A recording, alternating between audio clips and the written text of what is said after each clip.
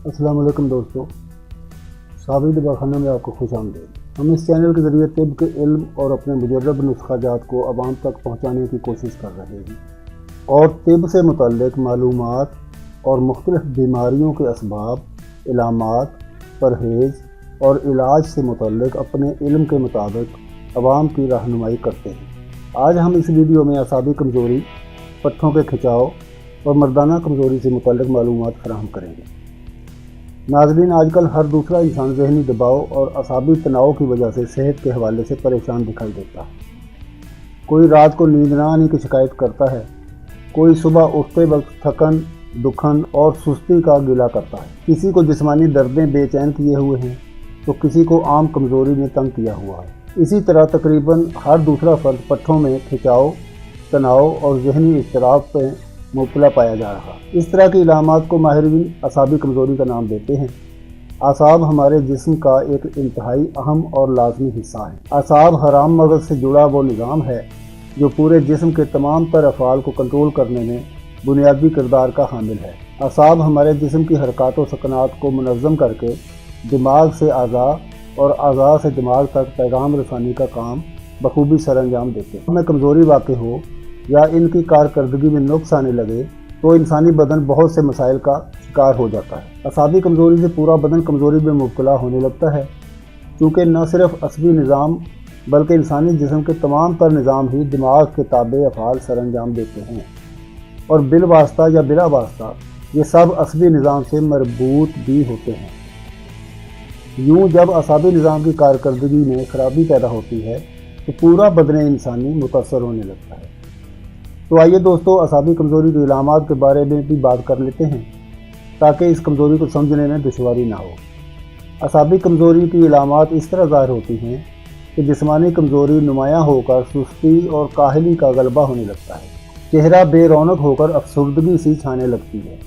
पूरे बदन में दर्दें और कंधों, कमर और टांगों में शदीद दर्द रहने लगता है। भूख कम होने की वजह से कुछ खाया पिया भी नहीं जाता। नतीजतन इंसान नहीफ़ो ज़ईफ़ होकर वक्त से पहले ही मौत की तमन्ना करने लगता है। किसी काम में दिल नहीं लगता, तबीयत में उदासी और उकताहट नुमायाँ होने लगती है।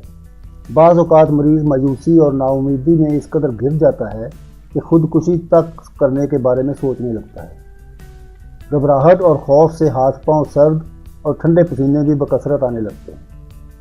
अलावा अज़ीं कई दीगर अवामल जैसे ज़ोफ़े दिमाग, खून की कमी, ज़ियाबिटिस, लो ब्लड प्रेशर, कसरत फ़िक्र गम, अचानक सदमा, नशा व अशिया का बकसरत इस्तेमाल भी असाबी कमज़ोरी का सबब हो सकते हैं। जिस्म में फौलाद, कैल्शियम, पोटाशियम, मैग्नीशियम और फास्फोरस की कमी भी असाबी मसाइल का ज़रिया हो सकते हैं। हम आज आपको जो नुस्खा बता रहे हैं वो असाबी कमज़ोरी, पट्ठों की कमज़ोरी, पट्ठों के खिंचाव और पट्ठों की कमज़ोरी की वजह से होने वाली मर्दाना कमज़ोरी का शाफी इलाज है। तो आइए नुस्खा के अज्जा नोट फरमा लें। लौंग 10 ग्राम, जिन्हें अंग्रेज़ी में क्लव्स कहते हैं, हमारे गर्म मसाला का एक अहम जुज़्व है। लौंग एक दरख्त के खुशबूदार फूलों की कलियां हैं। ये जज़ायर मलूक, इंडोनेशिया का मकामी पौधा है और आम तौर पर एक मसाले के तौर पर इस्तेमाल किया जाता है। लौंग तजारती तौर पर इंडोनेशिया, भारत, मदागास्कर, ज़ंज़िबार, पाकिस्तान, श्रीलंका और तंजानिया में काश्त किया जाता है। लौंग बरसकीर में पकवान में शामिल किए जाने वाले मसालों का ख़ास जुज़्व है। दारचीनी 30 ग्राम, ये एक दरख्त और इसका छिलका है।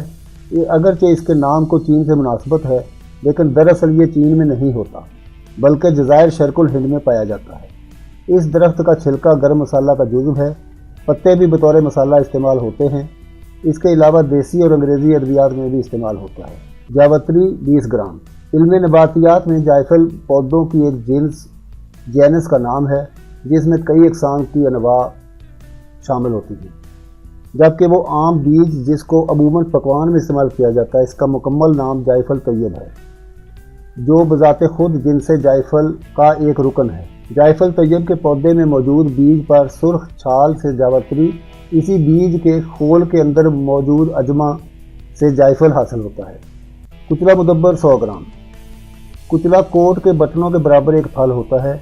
जैसा कि आप तस्वीर में देख रहे हैं, ये इंतहाई सख्त होते हैं और کوٹے یا پیسے نہیں جا سکتے۔ یہ چونکہ زہریلے اثرات رکھتے ہیں اس لیے ان کو مدبر کرنے کے بغیر استعمال نہیں کیا جا سکتا۔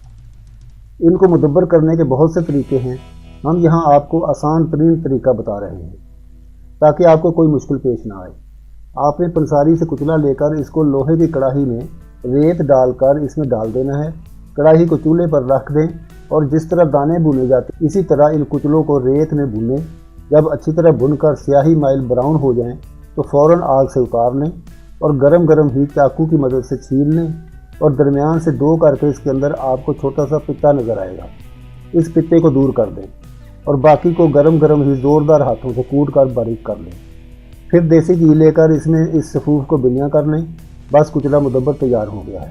شنگرف رومی 10 گرام مشہور معدنی چمکدار قلمے ہیں جو کہ نہایت سرخ رنگ کا قلمدار چمکیلا ہوتا ہے جس کو شنگرف رومی کہتے ہیں۔ یہ عموماً ڈلیوں کی شکل میں ملتا ہے۔ چینی یا مٹی پر اس کی ڈلی کو رگڑا جائے تو سرخ رنگ کی لکیر پڑ جاتی ہے۔